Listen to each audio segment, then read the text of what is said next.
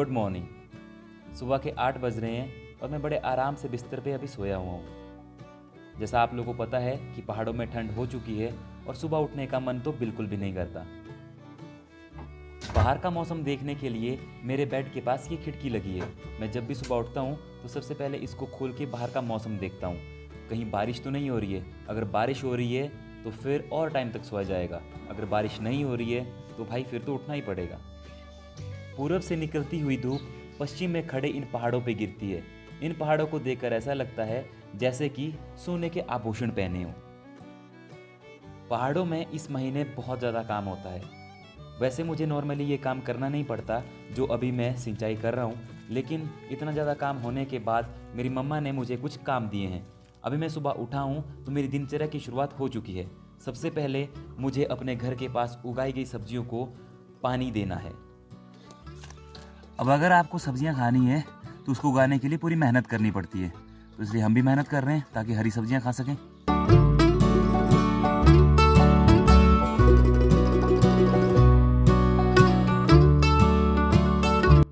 ये तो एक छोटा सा खेत है, इसमें बहुत किस्म की चीज़ें लगी हुई हैं, वो मैं आप लोगों को बताता हूँ। लेकिन इससे भी बड़े बड़े खेत हैं, लेकिन उन बड़े बड़े खेतों में हम सिर्फ फसल बीजते हैं।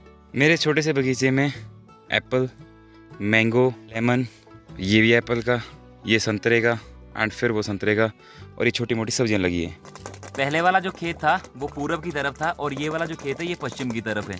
अब उस खेत में हमने लहसुन, आलू, मटर, गोभी ऐसी छोटी छोटी सब्जियां लगा के रखी है, और इस खेत में हमने धनिया, मेथी, प्याज ये चीज़ें लगा के रखी। जैसे छोटे से बच्चे को ग्रोथ के लिए दूध ज़रूरी है, वैसे ही इन चीज़ों को ग्रोथ के लिए ना पानी ज़रूरी है। तो जितना जितना पानी होता जाता है वो थोड़ा थोड़ा हम स्टोर करके रखते हैं, और जब ज़रूरत होती है तो फिर खेतों में डाल देते हैं। मुझे देख के आप सोच रहे होंगे कि भाई ये तो बहुत मेहनती बंदा है, इतना सारा काम करता है। नॉर्मली ये सब काम मैं नहीं करता हूँ, मुझे कभी कभी ये काम करने पड़ते हैं। आज मेरे मम्मा कहीं फंक्शन में गए हैं तो उन्होंने मुझे ये सब काम बता के रखे हैं कि तुम्हें झाड़ू भी देना है, सब्जी में पानी भी डालना है, वो सब काम बता के रखे हैं। तो अभी सुबह के 9:30 हो रहे हैं और ये इतना लेट पहली बार हो रहा है कि मैं इतने लेट झाड़ू दे रहा हूँ, वरना सुबह सो के उठते ही पहले झाड़ू लग जाता है और हमें उठा दिया जाता है। जब ये झाड़ू देने की बात आती है ना तो मुझे अपने सिस्टर की याद आ जाती है कि जब वो इस घर में थे तो मुझे ये सब काम करने की ज़रूरत नहीं होती थी। अब जब भी झाड़ू देना या फिर ये छोटे मोटे काम करता हूँ ना तो उसकी याद आती है कि यार काश वो होते और वो ये सारा काम करते और हम फ्री से सोते। वो है नहीं तो फिर ये काम हमें ही करना पड़ेगा, तो फिर कर लेते हैं एंड फिर मिलते हैं।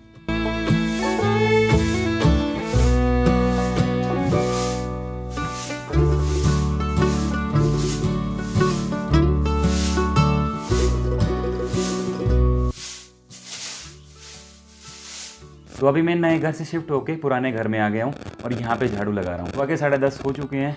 आधा घंटा मुझे वहाँ पे झाड़ू देने को लग गया, वहाँ पे थोड़ा सा सेटिंग करने को था तो वो सब भी किया मैंने, एंड अभी वापस यहाँ पे आ गया हूँ। यहाँ पे ऑलरेडी सब कुछ सेट है तो यहाँ पे कोई ज़रूरत नहीं है, सिर्फ झाड़ू देना है और बात ख़त्म हो जाएगी। ये वाला जो घर है, इस घर को बने हुए 50 से 60 साल हो चुकी हैं, 25 साल का मैं भी हो चुका हूँ।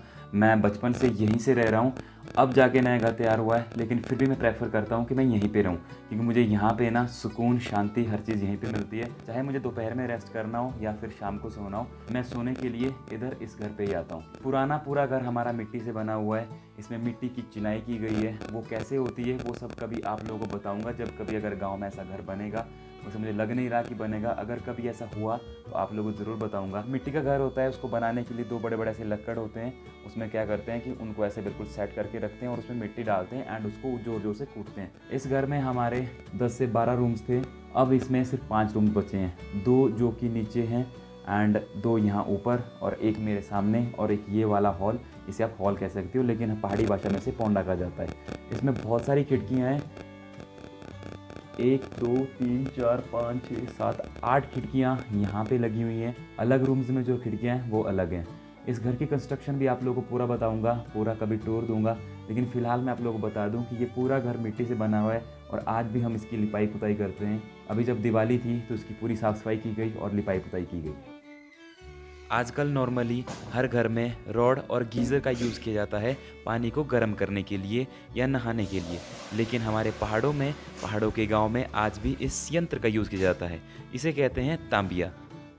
अब ये तांबे से बना होता है, इसका नाम इसलिए तांबिया पड़ा होगा। अब मेरी समझ में तो यही आता है, बाकी अगर आप लोगों को पता है तो कमेंट ज़रूर करना।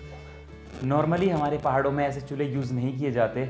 ये वाले चूल्हे जो हैं अपर किन्नौर, रोहडू, शिमला उस साइड ज़्यादा यूज़ किए जाते हैं। वो इसलिए क्योंकि ये ना बहुत ज़्यादा गर्म हो जाते हैं और हीट प्रोड्यूस करते हैं। उस साइड बहुत ज़्यादा ठंड होती है क्योंकि वहाँ पे बहुत ज़्यादा बर्फ़ गिरती है, तो लोग इनको यूज़ करते हैं। ये किचन अभी तक तैयार नहीं हुआ है, इस किचन को तैयार करना है, ये भी अभी अंडर कंस्ट्रक्शन है। लेकिन हमारे यहाँ पे चूल्हा जो यूज़ होता है ना, वो ज़्यादातर मिट्टी का होता है, वो भी मिट्टी से बनाते हैं। वो कैसे बनाते हैं, 2-4 ईंट लेते हैं एंड उनको ऐसे साइड में रखते हैं, फिर वहाँ पे मिट्टी की लिपाई की जाती है। उस चूल्हे से धुआं कम निकलता है और उस चूल्हे में ना ज़्यादातर कोयला भी टिका रहता है। इस चूल्हे की डिसएडवांटेज ये है कि इस चूल्हे में ना बिल्कुल भी कोयला नहीं टिकता। जब भी आपको आग जलानी होती है तो आपको न्यू माचिस लेनी पड़ती है और उस चीज़ से आग जलानी पड़ती है। अब जो हमारे नॉर्मल चूल्हे रहते हैं उनमें ऐसा बिल्कुल भी नहीं रहता। उनमें ऐसा होता है कि जस्ट आपको कोई मोटी लकड़ी लगा देनी है, उसमें जो कोयला बनेगा ना वो बहुत टाइम तक रहेगा। अगर आज आप रखोगे वो कल तक भी रहेगा, कल सुबह तक भी रहेगा। जहाँ शहरों में आपको हेयर कटिंग करने के लिए 100 से 200 रुपीज़ देने पड़ते हैं, वहीं गाँव में और पहाड़ों में आपको कटिंग करने के लिए कुछ नहीं देना पड़ता, फ्री का काम।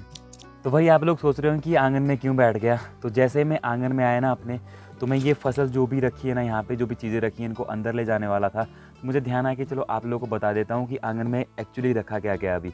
तो आजकल अगर आप पहाड़ों में आओगे, पहाड़ों के गाँव में जाओगे, तो आप लोगों को वहाँ पर ना ऐसी बहुत सारी चीज़ें देखने को मिलेंगी जो आंगन में बिछाई होंगी। इनमें से दालें हैं, मक्की है और भी बहुत सारी चीज़ें हैं। तो हम लोगों ने ना अभी राजमा बिछा के रखे हैं आंगन में, इनको सुखा रहे हैं। अभी कुछ खेतों में बचे हैं, उनको हमें कलेक्ट करना है। कलेक्ट करने के बाद हम इनको आंगन में रखते हैं, सुखाते हैं 2-3 दिन के लिए। फिर इनमें जो फली है इनसे राजमा निकालते हैं। फिर जो राजमा निकाले होते हैं उनको भी सुखाने के लिए डालते हैं एंड देन फिर उनको स्टोर करके रख देते हैं, उनको खाने के लिए यूज़ करते हैं। तो अभी जब मैं इनको अंदर उठा रहा था तो मुझे ध्यान आया कि चलो आपसे बातें कर लेते हैं। एंड यहाँ पे मुझे ये चीज़ दिखी है, ये बहुत ही पुरानी चीज़ है, अब ज़्यादातर इन चीज़ों का यूज़ नहीं होता। तो अगर आप लोगों को पता है कि ये चीज़ क्या है तो मुझे कमेंट करके ज़रूर बताइएगा।